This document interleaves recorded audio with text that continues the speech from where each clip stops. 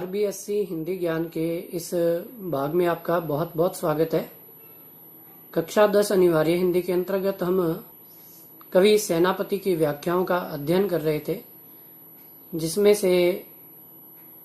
जिसमें हमने प्रथम 3 व्याख्याओं का अध्ययन कर लिया था। आज एक शेष रही व्याख्या का अध्ययन करेंगे और अध्ययन करने से पूर्व यदि आपने चैनल को लाइक और सब्सक्राइब नहीं किया है तो अतिशीघ्र लाइक और सब्सक्राइब कर लें। देखिए, शीत का अर्थ शीत ऋतु, प्रबल अर्थात शक्तिशाली,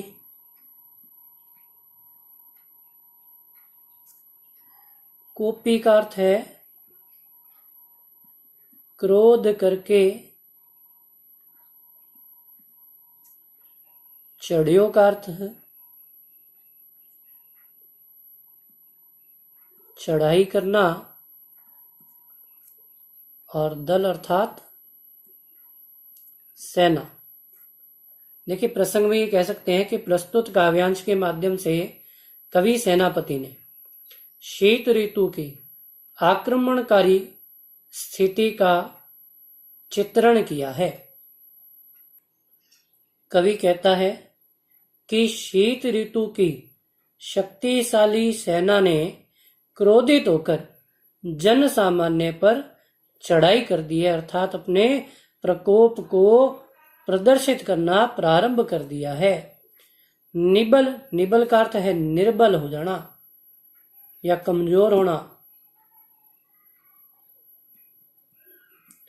अनल अर्थात अग्नि, की अग्नि कमजोर पड़ गई है।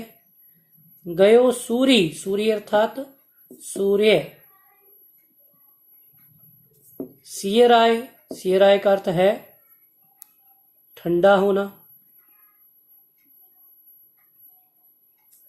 कि अग्नि भी कमजोर पड़ गई है और सूर्य भी शीत ऋतु के प्रभाव के कारण ठंडा पड़ गया है। हिम के समीर अर्थात वायु।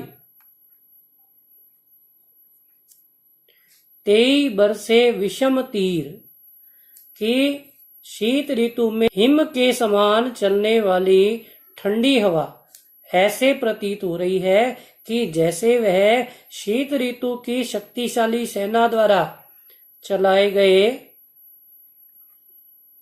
तीखे तीर हों, और जो इस वायु के साथ लोगों के शरीर में प्रवेश करते जा रहे हैं। रही है गरम यानी कि गर्मी।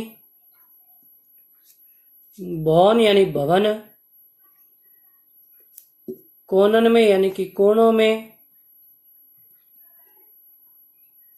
जाई के यानी कि जाकर।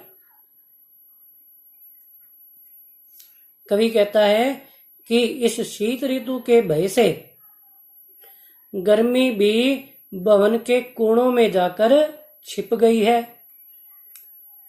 देखिए, धूम अर्थात धुआं। नैन बहे यानी कि नेत्रों का बहना, कि धुएं के कारण या अग्नि से उत्पन्न हुए धुएं के कारण लोगों के नेत्रों से जल बह रहा है। लोग आगी पर गिरे हैं और शीत के प्रभाव से बचने के लिए लोग आग पर गिरते जा रहे हैं, अर्थात उसके चारों ओर एकत्र हो रहे हैं। हिये अर्थात हृदय। सो लगाई रहे, नेक सुलगाई के यानी कि अग्नि को सुलगाते ही लोग उसके चारों ओर एकत्र होकर उसे अपने हृदय से लगाने का प्रयास कर रहे हैं, अर्थात अग्नि से स्वयं को तपाने लगते हैं। मानो भीत जानी, भीत का अर्थ है भयभीत होना। जानी यानी जानकर। महाशीत शक्तिशाली, शीत या ठंड। ते पसारी का अर्थ होता है फैलाकर,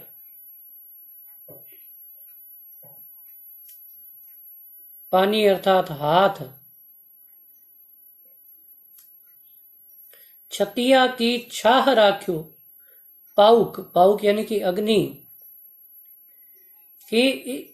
कवि कहता है कि शीत ऋतु के इस शक्तिशाली प्रभाव को देखकर अग्नि को ठंड से भयभीत जानकर लोग अपने हाथों को फैलाकर और छातियों की ओट देकर, छाह यानी ओट देना, सहारा देना, छातियों की ओट देकर उस अग्नि को बचाए रखने का यत्न कर रहे हैं। देखिए, विशेष की बात की जाए तो विशेष में मैंने एक आपको बताया था कि कवि सेनापति की ब्रज भाषा है, तो ब्रज भाषा का प्रयोग हुआ है। उसके साथ साथ कवि ने शीत ऋतु को किसी शक्तिशाली